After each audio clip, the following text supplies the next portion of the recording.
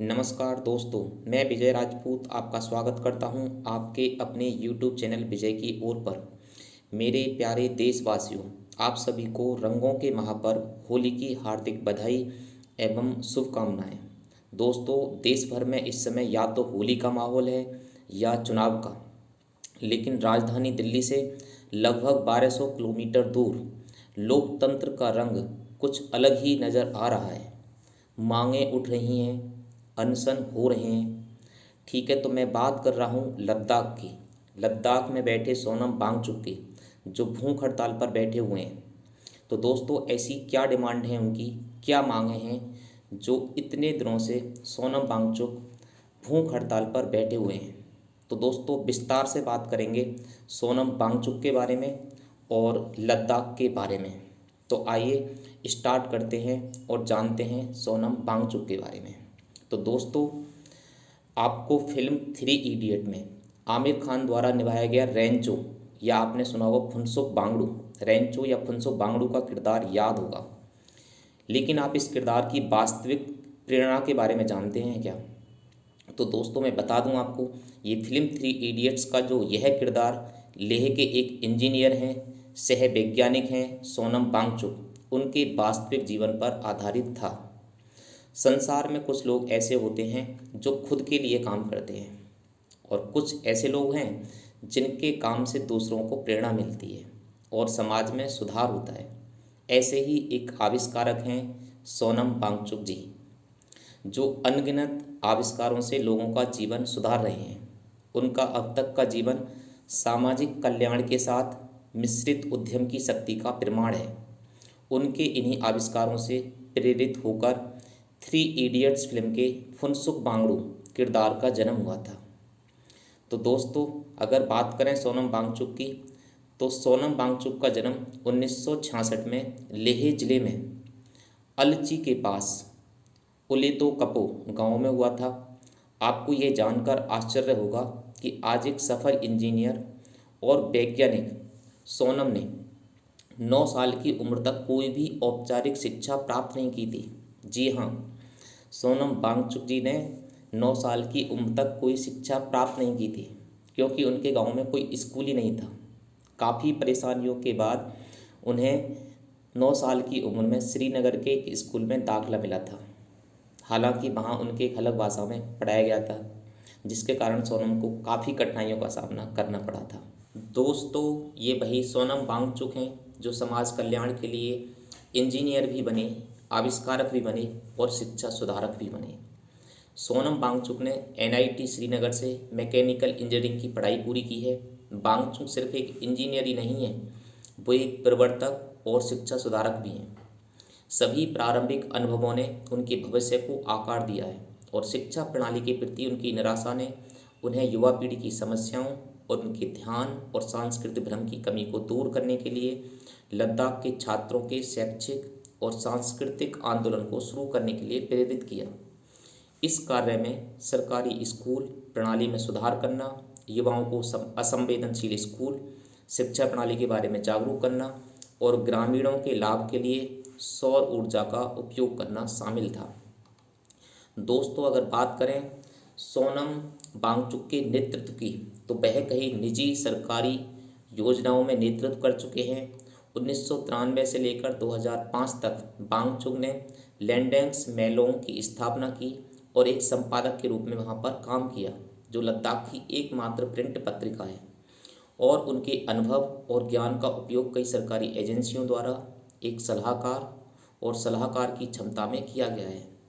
उन्हें vision document Ladakh 2025 के हिस्से के रूप में शिक्षा और पर्यटन पर नीति तैयार करने का काम सौंपा गया है, और उन्हें भारत सरकार के मानव संसाधन विकास मंत्रालय में प्राथमिक शिक्षा के लिए नेशनल गवर्निंग काउंसिल में एक सदस्य के रूप में कार्य किया, और कई वह अन्य एजेंसियों और समितियों में भी शामिल रहे हैं।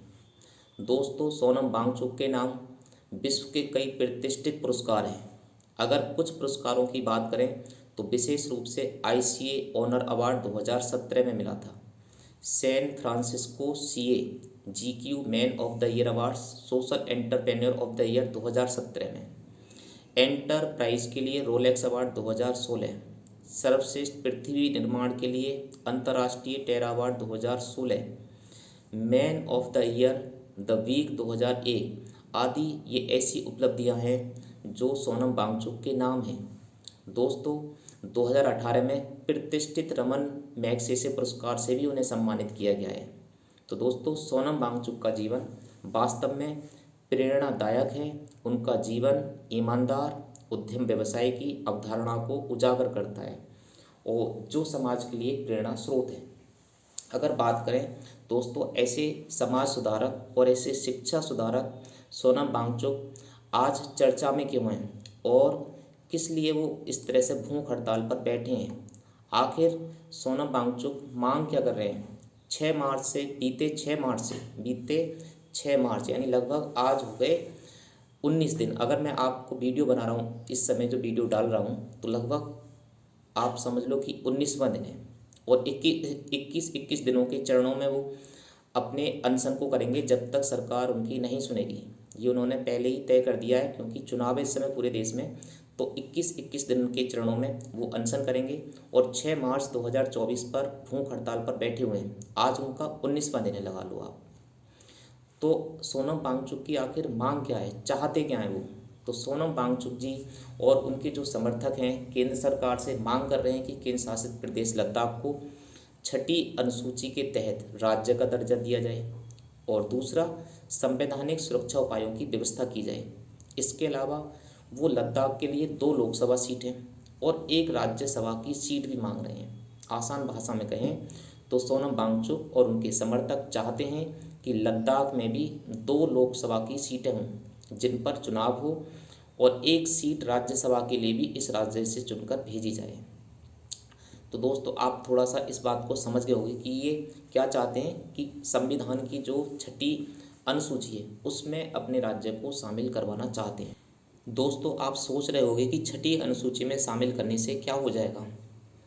तो सबसे पहले आप समझिए कि आखिर 6ठी अनुसूची है क्या। दरअसल भारतीय संविधान के अनुच्छेद 244 के अंतर्गत 6ठी अनुसूची स्वायत्त प्रशासनिक प्रभागों में स्वायत्तता जिला परिषदों के गठन का प्रावधान करती है।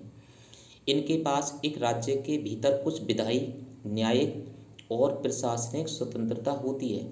वहीं जिला परिषदों में कुल 30 मेंबर होते हैं और 4 मेंबर्स को राज्यपाल नियुक्त करता है, जबकि 6ठी अनुसूची के मुताबिक जिला परिषद की अनुमति से ही क्षेत्र में उद्योग लगाए जा सकते हैं। तो मेन पॉइंट जो है 6ठी अनुसूची में ये है कि अगर कहीं पे भी 6ठी अनुसूची में अगर कोई राज्य शामिल हो जाता है तो जो उद्योग क्षेत्र हैं वो जिला परिषद की अनुमति से ही लगाए जा सकेंगे। और यही वजह है कि सोनम वांगचुक और उनके समर्थक केंद्र शासित प्रदेश लद्दाख को 6ठी अनुसूची के तहत राज्य का दर्जा दिलाना चाहते हैं।